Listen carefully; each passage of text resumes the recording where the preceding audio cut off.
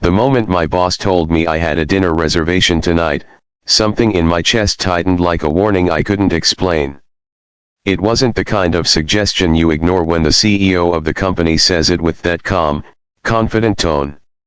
I remember staring at the email on my phone in the empty office hallway, wondering why a man like Marcus Whitaker, who ran one of the biggest consulting firms in Chicago, would care about whether I went on a date or not. And maybe you've had a moment like that too, when something simple feels strangely important, like the universe quietly pushing you into a situation you never asked for.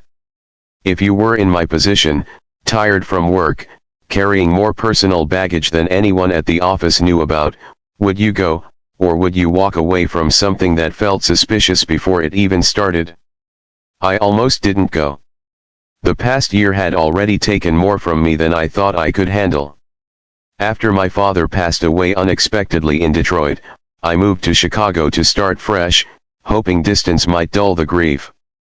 But grief doesn't follow rules like that. It stayed with me in quiet moments in elevators, during late-night work sessions, in the silence of my apartment where no one waited for me anymore. Work became the only thing keeping my mind occupied. Numbers, reports, and long hours were easier than memories. Marcus noticed. He noticed the way I volunteered for every late project. The way I never joined co-workers for drinks. The way my eyes carried the exhaustion of someone who was running from something invisible. That afternoon, he called me into his office. He didn't ask about quarterly projections or the client meeting scheduled for Friday. Instead, he looked at me with the kind of calm patience that made me uneasy and said I needed to go to dinner tonight. He handed me the reservation details for a quiet restaurant downtown and told me someone would be there waiting. No explanation. No reason. Just a gentle but firm insistence. If you've ever worked for someone powerful, you know the strange pressure that comes with their requests. It isn't a command, but it isn't optional either. So hours later, I found myself sitting at a white-clothed table inside a softly lit restaurant, wondering if I'd made a mistake. Across from me sat a woman named Olivia Carter. She wore a deep green dress that seemed to catch the warm light of the room, and her expression was calm but observant, like someone trying to read a story written on my face.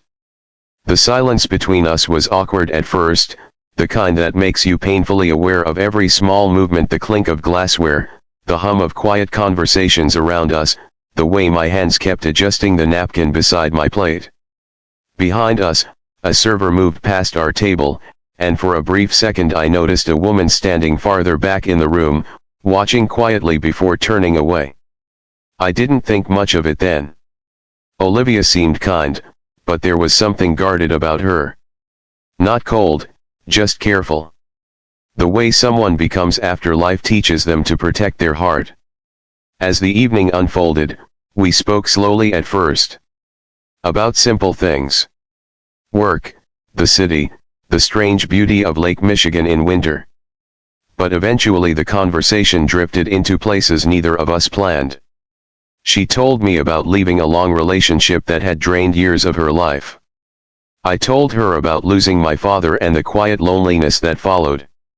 There were no dramatic confessions, just two strangers sitting across from each other, slowly realizing that pain recognizes pain. And somewhere during that conversation, something inside me softened. Maybe you know that feeling too. When you meet someone who doesn't try to fix your wounds, but simply understands them. By the time dessert arrived, the tension had disappeared. Olivia laughed once, an honest, unguarded laugh, and it felt like sunlight breaking through heavy clouds. For the first time in months, I didn't feel like I was carrying the world alone. When dinner ended, we stepped outside into the cool Chicago night. The city lights reflected across the wet pavement, and the air smelled faintly of rain. We stood there for a moment, neither of us rushing to leave. That's when I noticed Marcus Whitaker standing near the entrance. He wasn't dressed like a CEO that night. No suit, no office presence. Just a simple coat and that familiar calm expression. The realization hit me like cold water. This wasn't coincidence. he had arranged the entire evening. Marcus walked toward us slowly, hands in his pockets, looking almost amused by my confusion. Olivia turned toward him with a soft smile, and in that moment the truth became painfully clear. She already knew. Marcus looked at me with the same quiet patience he had in his office earlier that day, and though he never said the words directly, the meaning settled heavily in my mind. This dinner had never been about matchmaking. It had been a test. Not of my professional skills or intelligence, but of something far more human. For months he had watched me bury myself in work, isolating from the world. Marcus had built his company on the belief that leadership wasn't about numbers, it was about empathy. About understanding people. And he wanted to see whether the man he was considering for a promotion could still connect with someone, or whether grief had turned him into a machine. Olivia worked in the company's human development department. She had agreed to meet me as part of that quiet experiment. But the strange part was that nothing about the evening had felt fake. The conversations, the laughter, the vulnerability, it had all been real. Marcus gave a small nod, as if acknowledging something only he understood, and walked away without another word. Olivia looked at me with a mixture of apology and curiosity.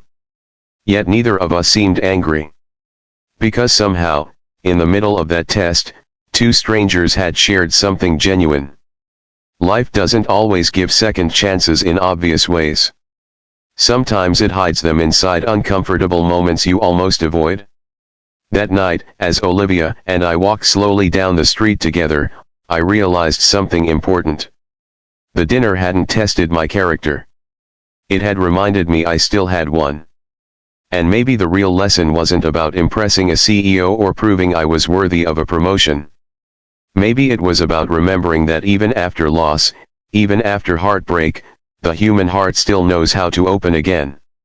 Before this story ends, I want to ask you something. If you found yourself in a situation like this, forced into a moment you didn't understand, one that quietly challenged the way you see life, what would you do? I'd truly love to hear your thoughts, so share your answer in the comments. And if this story touched your heart even a little, if it reminded you that kindness, connection, and second chances still exist, please consider liking the video, sharing it with someone who might need it today, and subscribing to the channel for more stories that remind us what it means to be human. Heavy Black Heart.